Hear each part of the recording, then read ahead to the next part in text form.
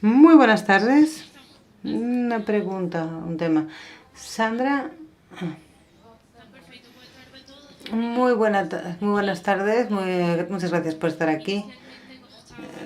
Me gustaría empezar presentando a las personas que están aquí en el panel. Voy a empezar con Sandra Chica, CEO de... Isto vai ser, só para explicar um pouquinho, isto vai ser bilíngue, uma parte em espanhol, uma parte em português, mas percebo que temos tradução, então igual qualquer questão estamos à disposição. Então, Sandra Chica, aulas amigas, apasionada por la educación, ingeniera, administradora y magíster en economía de la educación, con más de 12 años de experiencia en el sector educativo. Bienvenida, Sandra. Después tenemos aquí Frederico Faria, Regional Manager para Brasil y Portugal de Odilo. Emprendedor desde os 24 anos de idade, apaixonado pela tecnologia e a educação, especialista em abrir mercados de EdTech no Brasil e é dos empreendedores de alto impacto em 2014, selecionado pelo Brasil Innovators.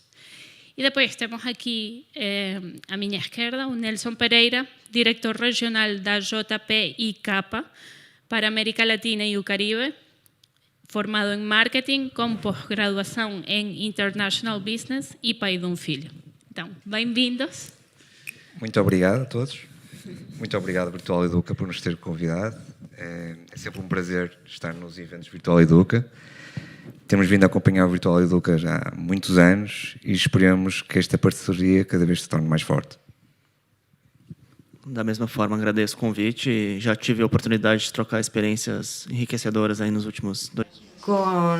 Con ustedes en los últimos 2 días. Muchas gracias. Bueno, primero que todo, muchas gracias. Saludos a todos. Creo que ya es buenas tardes. Aquí es buenos días desde Colombia. Muchísimas gracias por la invitación y feliz de compartir con ustedes y con grandes colegas y amigos que están allá. Muito obrigado, muitas graças. Então, pronto, bora começar aqui hoje. O que nos trouxe aqui é para falar um pouquinho dos ecossistemas na educação. E eu vou começar com a primeira pergunta, se calhar passo primeiro a Sandra e depois, de seguida, o Frederico e depois o Nelson. Vou fazer no portugués e espanhol, primero español, porque se habla de la necesidad de tener unas nuevas competencias para el siglo XXI que ha cambiado. ¿Por qué falamos en tener nuevas habilidades o competencias no século XXI? ¿Qué han cambiado? ¿Qué mudó? Vale, bueno, primero que todo, tenemos que remitirnos a los grandes cambios que hemos tenido a nivel de historia de nuestra humanidad, ¿cierto?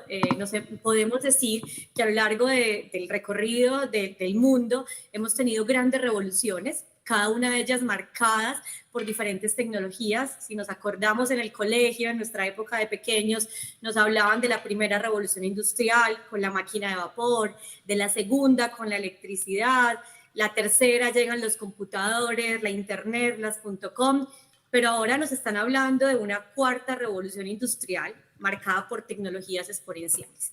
Y a diferencia de otras revoluciones, donde igual siempre hubo grandes cambios y nos tocó adaptarnos, esta revolución tiene unos puntos muy particulares. Uno, está mucho más rápida que las anteriores, la tecnología está creciendo y cambiando, mudando a velocidades exponenciales completamente, eso es lo primero.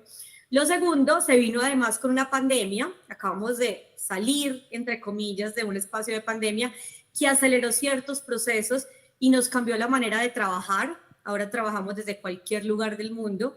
Tenemos eventos híbridos, como ocurre en Virtual Educa, que antes solo estábamos presencial y ahora tenemos la posibilidad de tener eventos virtuales. Y también nos cambió la forma de aprender. Pero eso también implica unos grandes retos en términos de competencias. Entonces, cuando el Foro Económico Mundial se reunía y hablaba de esas grandes competencias que necesitamos para abordar el mercado laboral o para estudiar, pues se referían a, bueno, tenemos que tener una competencia para memorizar, para acceder al conocimiento, pero ahora las máquinas están haciendo muchos de los trabajos que antes hacíamos los seres humanos. Y las competencias entonces son diferentes. Hablamos ahora de, bueno, cómo tenemos un pensamiento crítico y podemos analizar la información que consumimos, por ejemplo. Cómo hablamos de una alfabetización informacional en un mundo donde hay un mar de información que podemos acceder. La información está a un clic, entonces ya la preocupación no es acceder al conocimiento, sino qué hago con ese conocimiento. Ya la preocupación no es que el maestro sepa todo sobre matemáticas, sino cómo yo guío a nuestros estudiantes en términos de matemáticas. Y una preocupación grande con lo que quiero cerrar en términos de competencias es, bueno, ¿cómo utilizo todas las herramientas? Aquí estamos representados varias empresas de tecnología, pero ¿cómo logro integrar pedagógicamente esas herramientas que tenemos al aula de clase para que de verdad tengan un valor agregado y generen experiencias de aprendizaje diferente? Entonces sí, ya hemos cambiado muchísimo y definitivamente estamos haciéndolo a unas velocidades que antes no se habían visto. Muchas gracias, Sandra. Bastante interesante. Si calhar, Frederico, ¿cuál es tu opinión o qué gostarías aquí de agregar? Sim, primeiro a Sandra deu uma resposta muito completa, né?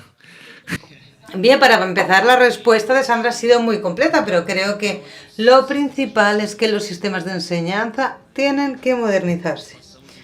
Hemos pasado del siglo XX, en el que se centraba todo en el conocimientos generales, en teoría, y ahora estamos en un camino en el que la práctica gana un peso fundamental. A partir del momento que tenemos que pasar de la teoría a la práctica, es importante que los alumnos no sepan solo, tienen que saber y tienen que saber hacer. Y esto no solo en la clase, sino también en su vida personal o para su vida profesional. Y eso hablando ya de alumnos más avanzados, universitarios, así. Considero que eso es lo que va a cambiar. Y para alcanzar esos objetivos, pues hace falta nuevas competencias. Nuevos objetivos, nuevas competencias. Esas competencias van a ser las que tengamos que desarrollar ahora, más orientadas hacia la parte práctica. Y los sistemas de enseñanza, si no se modernizan, si no se actualizan, si no se digitalizan, no vamos a conseguir alcanzar esos objetivos. O sea, las nuevas competencias sería esto. Sistemas de enseñanza que se tienen que modernizar. Y creo que la pandemia ha sido un gatillo para eso, un empujón. Coisa, Nelson. Sim, antes de mais, Sí. Bien, dos notas primero, dos apuntes. Primero, la opinión del docente es muy importante muchas veces en la forma como intentamos desarrollar algunas tecnologías. Muchas veces no es bienvenida, otras veces encontramos resistencia, pero intentamos sí que haya una unión de la parte docente con quien desarrolla esas tecnologías. El segundo punto, toda mi opinión se va a centrar siempre en mi experiencia en el desarrollo de los proyectos JPIK, no centrada en determinados mercados europeos, sino en todo el mundo. Proyectos que nosotros tenemos en todo el mundo. En relación a las competencias, y utilizando la palabra que está tan de moda, existe una disrupción de una generación a otra. Y esto fruto del desarrollo de las tecnologías y de la forma en que las personas tienen acceso a las mismas. Hace poco hablaban en la presentación que estaban haciendo de que existe un componente muy importante que es cómo desarrollar las competencias de cara a las tecnologías que han ido surgiendo, porque están surgiendo a un ritmo muy acelerado y muchas veces los profesores no consiguen adaptarse, ni siquiera los propios alumnos. Entonces hay ahí una laguna entre la forma como se presenta y cómo después se presenta, o cómo se aplica, perdón. Volviendo a Nelson, a todo lo que estaban diciendo los tres. E como aplicar esta tecnologia na área da educação. Gostava de saber, e começo a se calhar agora por ti, Nelson, que representam os ecossistemas digitais na aprendizagem, na educação? a JPIK desenvolve. Bueno, JPIK desarrolla proyectos en todo el mundo y Sin ninguna duda, el ecosistema digital es muy importante. Pero cuando lo presentamos, tenemos que ver cómo funciona localmente la cultura, cuál es el nivel de aprendizaje de cada alumno, por supuesto en diferentes niveles, y tenemos que estar interactuando con ese proceso. Es muy importante que el profesor, cuando está trabajando con diferentes programas, con los diferentes programas que vamos a presentar, esté cómodo enseñando al alumno, que el alumno esté centrado realmente en ese programa y que ese programa sea una plusvalía para el profesor y no uno más que no le sirve para nada, que no le aporta valor, que no le da ninguna comodidad al dar la clase con ese programa. ¿Qué quiero decir con esto? Bueno, pues que tenemos la preocupación cuando estamos desarrollando programas de software de intentar vincularnos con el departamento de pedagogía para que esté en contacto con el gobierno, con educación, para que exista una uniformización del programa en función de lo que ellos necesitan y no de lo que nosotros queremos. Muy interesante. Creo que sí es fundamental tener en cuenta el papel del educador cuando hablamos de implementar proyectos. Federico, sí. Bueno, pues esa pregunta es la que más mejor se encaja en Odilo. Es mi día a día, es lo que hago yo siempre. ¿Cómo estos ecosistemas digitales forman parte de este proceso? Bueno, pues complementando un poco lo que decíamos antes, si existen nuevas competencias, entiendo que los ecosistemas de aprendizaje son la mejor forma de evaluar esas competencias de forma satisfactoria. Y voy a dar un ejemplo de Odilo. Aquí tenemos sistemas de aprendizaje y creo que el primer punto es saber que forman parte todas las partes interesadas, todos los actores, los alumnos, los profesores y los familiares. Esto todo en un entorno digital que es uno de los valores de la compañía. Es frictionless, o sea, sin fricción. Y una persona hoy en la comida me ha dicho que ya lo utilizaba Odilo y le encantaba la facilidad que tenía allí para acceder a los contenidos. Entonces, bueno, un sistema de aprendizaje digital ilimitado, completo, y vamos a utilizar tres partes. La primera es el contenido. Consigo tener millones de contenidos en todos los formatos.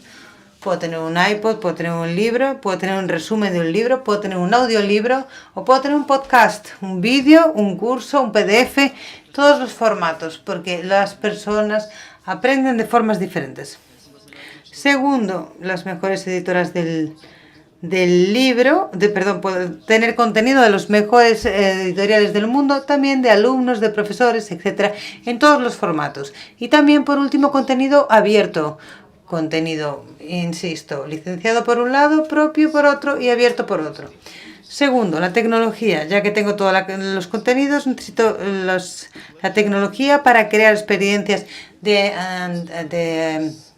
aprendizaje, planes de lectura, clubs de libros. Puedo dar recomendaciones inteligentes a los usuarios. Por ejemplo, si yo estoy en primaria o en secundaria, soy alumno, o soy profesor, o soy familiar. Yo recibo el contenido según mi perfil. Y además en Odilo tengo una inteligencia artificial cuya función es que la siguiente recomendación de lectura sea la que usted elegiría, como hacemos por ejemplo en Netflix o en Spotify.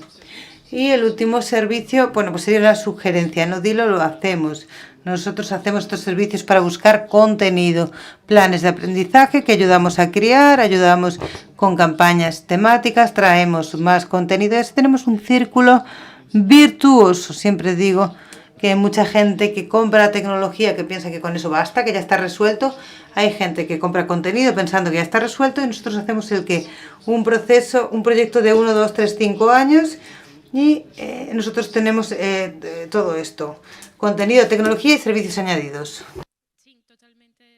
Acho fundamental, sim, non só o tema aqui, estamos a ver diferentes vertentes, o tema do profesor, mas tamén o tema de como podemos utilizar as diferentes áreas da tecnología e encaixá-las un pouco. E aí, capaz, Sandra, quería que me contaras un pouco sobre el ecosistema, porque Aulas Amigas tiene un propio ecosistema compuesto por diferentes soluciones. Que nos cuentes un pouco sobre este ecosistema, ¿qué representa en este caso para ti en Colombia los ecosistemas digitales? Claro, bueno, para nosotros fue como el resultado de un trabajo de más de 12 años en campo, trabajando con los docentes, con los estudiantes y en lugares donde la infraestructura era muy básica. ¿Qué nos dimos cuenta al crear nuestro ecosistema? Que queríamos responder a 3 grandes retos, que no podemos pensar solo en el reto tecnológico, que a todos se nos salta lo primero, la tecnología. Pero hay otros retos, entonces, retos tecnológicos, retos pedagógicos, es cómo llevo pedagógicamente esa tecnología, y retos desde el ser. Cuando hablamos del ser, es que todos los que trabajamos en el sector educativo, trabajamos con seres humanos, con personas, y eso complejiza un poco las cosas, porque no estamos vendiendo una gaseosa, una camisa, estamos, digamos, llevando con procesos educativos para cambiar mentes, para formar seres humanos, ¿cierto? Entonces, entendiendo eso, dijimos, listo, tenemos que asumir esos 3 grandes retos y creamos un modelo que tuviera en cuenta 3 componentes. Uno, lo más importante, apropiación, es decir, formación. No podemos llegar con una tecnología, con un dispositivo, con una plataforma, sin primero pasar por ese proceso de que las personas entiendan cómo se apropian de esa tecnología o ese dispositivo para llevarlo al aula. Segundo, herramientas, recursos, tenemos, por ejemplo, Dilo con su plataforma, tenemos Ubu, tenemos PlayQ. ¿Cómo entonces llegamos con esos recursos que facilitan el aprendizaje de los chicos? Y más ahora que son chicos que están, digamos, inmersos con un montón de tecnología a su alrededor, lo mínimo que tienen es un celular o un smartphone, ¿cierto? Y por último, ahí sí, bueno, ¿qué tecnología vamos a llevar? Una vez tenemos estos 3 elementos, decimos, hay que hacer un seguimiento, hay que medir los procesos, hay que sacar indicadores, hay que mirar el impacto, pero no solamente eso, tenemos que, digamos, crear comunidad en nuestros profesores. Entonces, nuestro ecosistema termina en la parte donde generamos un componente de sostenibilidad del proyecto, que es nuestra comunidad de profes, creando contenidos, participando en talleres, en webinars y integrando los mejores aprendizajes, las mejores prácticas. Entonces, las prácticas de utilizar Ubu, las prácticas de utilizar Tomi, las prácticas de utilizar cualquiera de nuestras herramientas, o ni siquiera eso, las prácticas de utilizar las metodologías pedagógicas que les enseñamos, aprendizaje basado en proyectos, aula invertida, gamificación. Entonces, lo importante es que ellos puedan compartir ese conocimiento tan valioso que se genera en el contexto específico de cada lugar donde llegamos. Perfecto, muchas gracias. Bueno, entonces aquí sumamente interesante, no solo las diferentes soluciones que mencionas, pero también la importancia, como mencionaba Nelson, del rol del profesor. Y ahora quiero volver a recalcar ese tema porque yo creo que es fundamental. Nosotros estamos aquí 4 personas, ninguna de ellas es educador formado, que también lo dijo Nelson, y trabajamos todos en el área de la educación y queremos todos llevar un cambio positivo, de impacto positivo, pero se nos olvida muchas veces que no lo logramos y no lo vamos a lograr nunca sin incluir el rol del profesor y el trabajo del profesor en todo este ecosistema de iniciativas. Entonces, pregunto, e começo a se calhar agora pelo Frederico, então, como se transformaram os roles, não sei a tradução bem, os papéis destes actores no sector educativo, especialmente no papel ou no rol do educador, con a necessidade clara que temos de desenvolver novas competências. Então, vou começar. Eu acho que o papel... Yo creo que el rol... Bueno, vamos a hablar de los 3, ¿no? Entonces, el alumno tiene hoy día más autonomía en el sistema de aprendizaje digital porque él tiene siempre la parte curricular, que es el colegio y el profesor que les van a dar, los padres ponen el alumno en un colegio debido a la manera particular como ese colegio va a impartir las clases, pero después el alumno tiene la capacidad de estudiar cuando quiera. O sea, el alumno tiene más autonomía hoy día. La tecnología tiene un impacto en el rol del profesor, ayudando a una productividad muy grande. Existe una riqueza de información y el profesor puede acceder en tiempo real. En Odilo, en las reuniones que hicimos, Clara está desde mi asociación, y nosotros hacemos preguntas de provocación y preguntamos a las asociaciones, a los profesores, pero también a las empresas.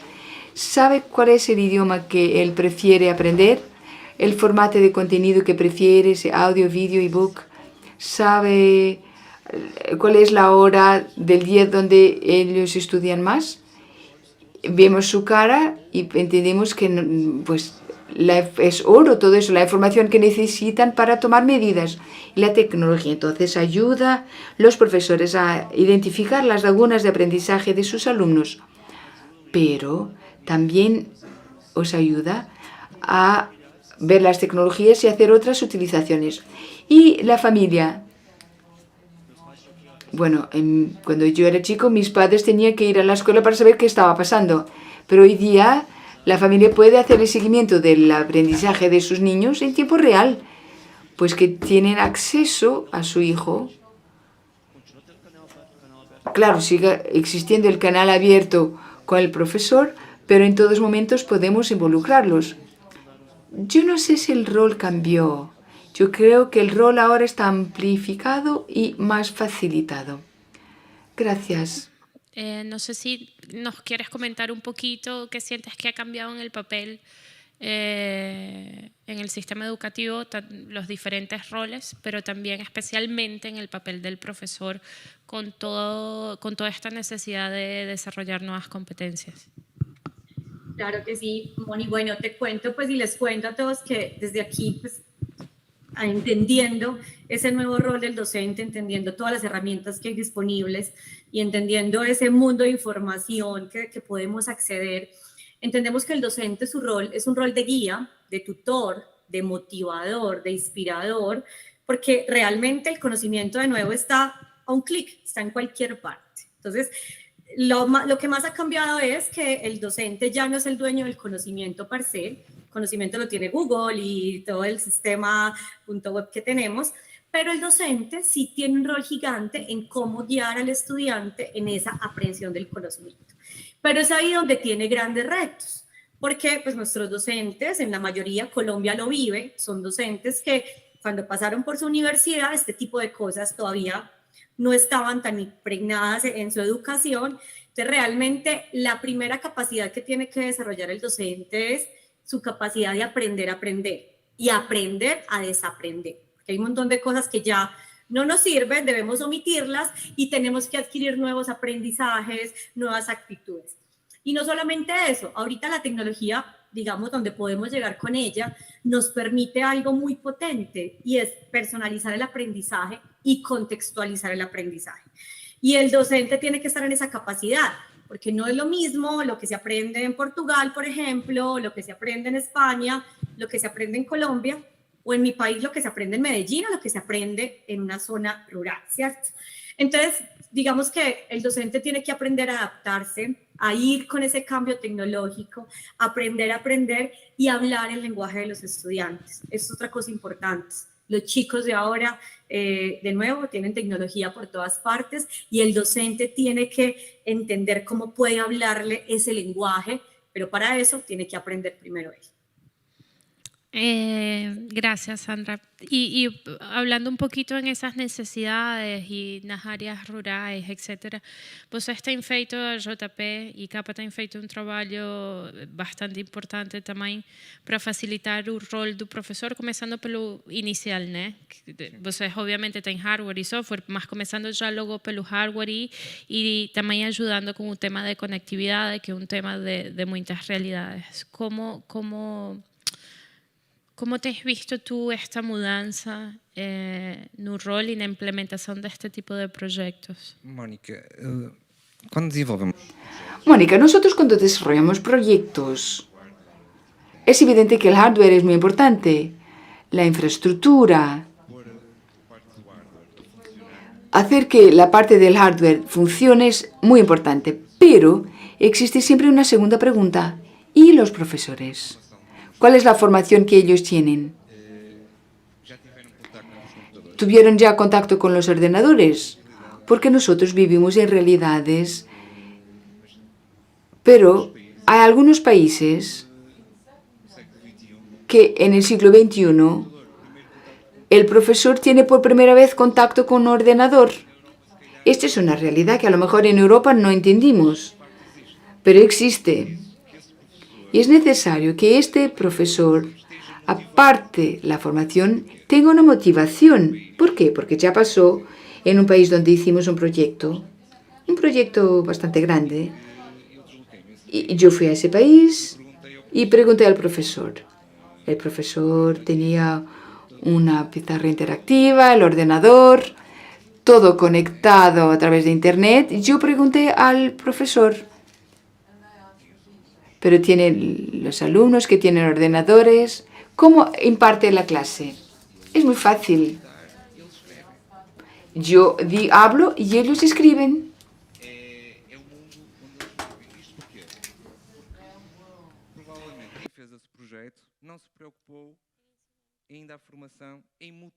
La verdad es que cuando se creó este proyecto no se pensó en estos aspectos. Incluso hay aquí otro tema muy delicado. Es que los profesores creen que la tecnología también tiene un otro aspecto que es control. Y son resilientes a ese paradigma que puede existir en sus cabezas. Pero no lo es. Por eso es muy importante que exista un seguimiento, sobre todo en el inicio de los proyectos, entender cuál es la formación y la motivación de los profesores, cómo podemos ayudarles, qué tipo de programas existen para el nivel de enseñanza donde imparten sus clases. La realidad tiene que adaptarse a la realidad del país, porque si no lo hacemos, tenemos el riesgo de que los alumnos, por ejemplo, mi hijo tiene 5 años y me enseña cómo yo puedo moverme en YouTube, porque él lo sabe todo. Y es esto que pasa, es que al final son los alumnos que tienen un nivel de conocimiento superior a los profesores en lo que toca la tecnología. Y esto va a crear obstáculos a los profesores, se va a quedar más tímido cuando imparte las clases, porque los alumnos hoy día no tienen tanta sensibilidad cuando hablan con los profesores. Y esto puede crear un obstáculo en la manera como el profesor quiere explicar. Y la verdad es que no intenta porque sabe que el otro, que está del otro lado, conoce mejor, domina mejor ese área que el profesor. Sí, de acuerdo, pero reforzando esto porque es como para reír, ¿no? Aunque no es para reír. Pero es una situación muy delicada porque ellos están muchas horas en la clase, después en escuela, en casa para preparar las clases y queremos que tenga una formación con muchas horas y que ponga mucho tiempo para la preparación y no tienen ese tiempo. Y esto todo para educar una generación que nace ya con contacto directo con esta tecnología. O sea, la situación es muy compleja. Y yo conozco otras soluciones, como por ejemplo Sandra respecto a varios, Odilo, Hugo, Play y qué. Son soluciones que quieren facilitar la vida del profesor y ayudar esta transición y utilizar las vías digitales. Esto tenemos que hacerlo, tener en cuenta el profesor, pero antes de hacer la próxima pregunta, quería hacer este comentario. Y ahora pregunta Sandra. Aquí hablamos mucho de tecnología, que sea hardware, software, independientemente de lo que aquí.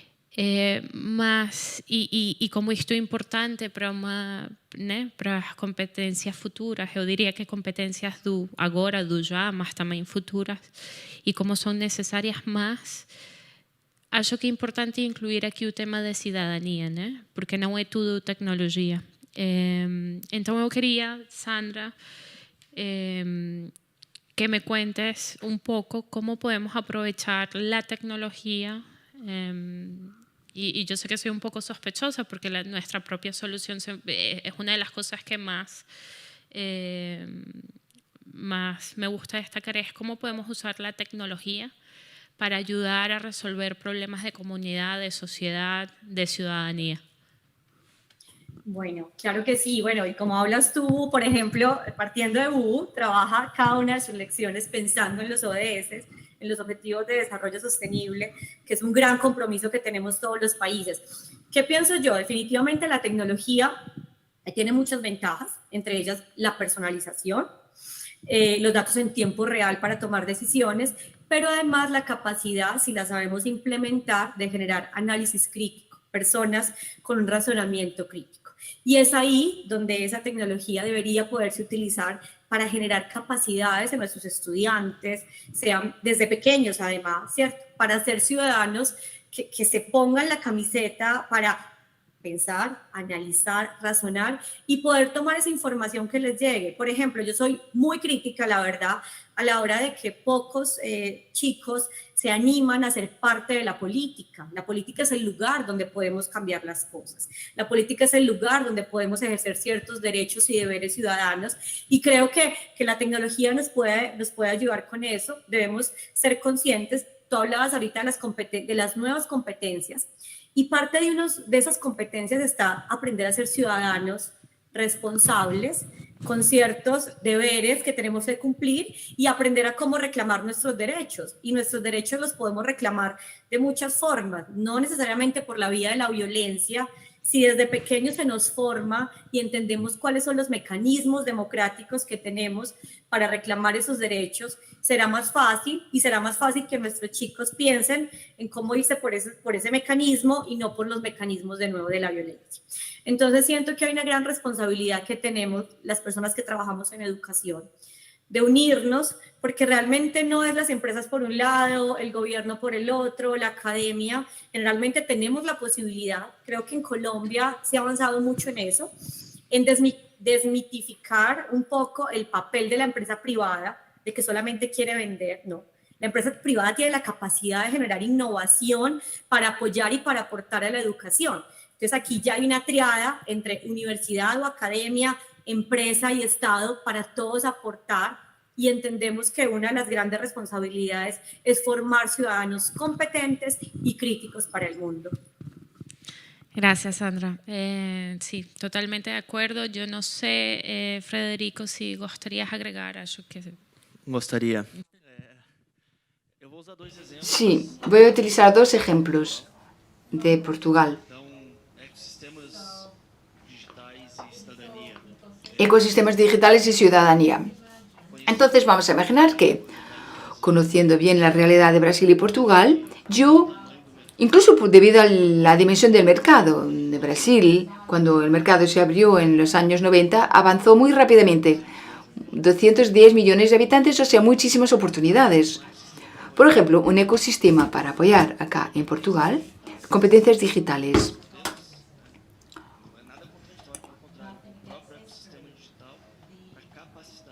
Y este sistema digital puede capacitar y formar a los ciudadanos para estas competencias digitales para el siglo XXI. Yo sé que existe la iniciativa Portugal Digital y consiste en utilizar la tecnología para capacitar, para formar y capacitar los ciudadanos en estas tecnologías. Pero esto puede utilizarse para la cultura, para los ciudadanos, para la enseñanza, para...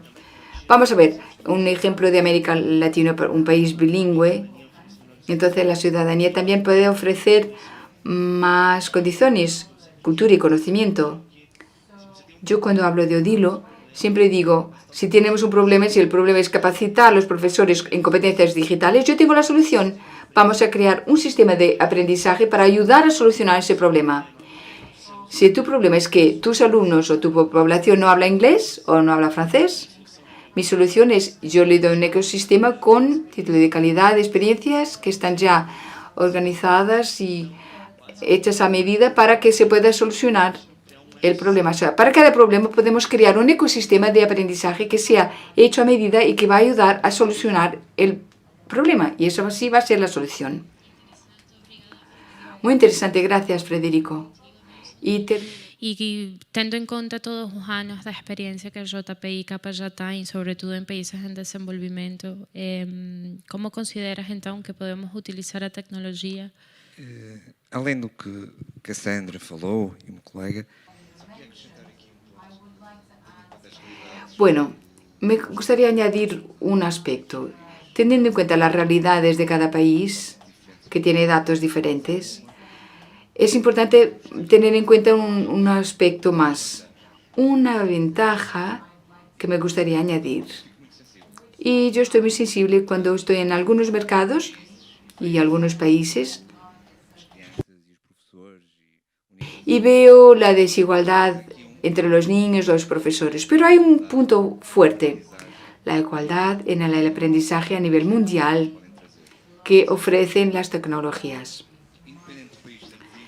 O sea, que sea un país más desarrollado o no tan desarrollado, podemos utilizar una aplicación, por ejemplo, la UBU, entre otras, en que un fórum de aprendizaje puede existir a nivel mundial. O sea, un niño que esté en un país más desarrollado o con nivel de desarrollo más bajo puede interactuar con un niño de un país con un nivel de desarrollo más grande y puede compartir experiencias. Eso es muy interesante para cualquier niño.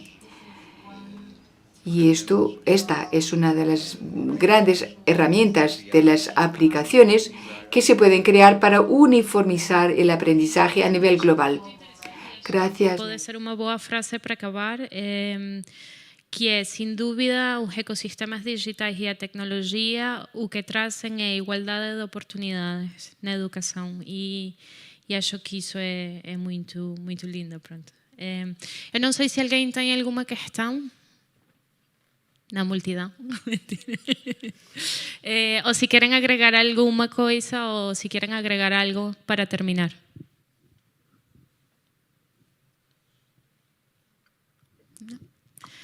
Pronto, muito obrigada novamente Virtual Educa pelo convite, pelo evento e por trazer todos estes tópicos tão relevantes à discussão.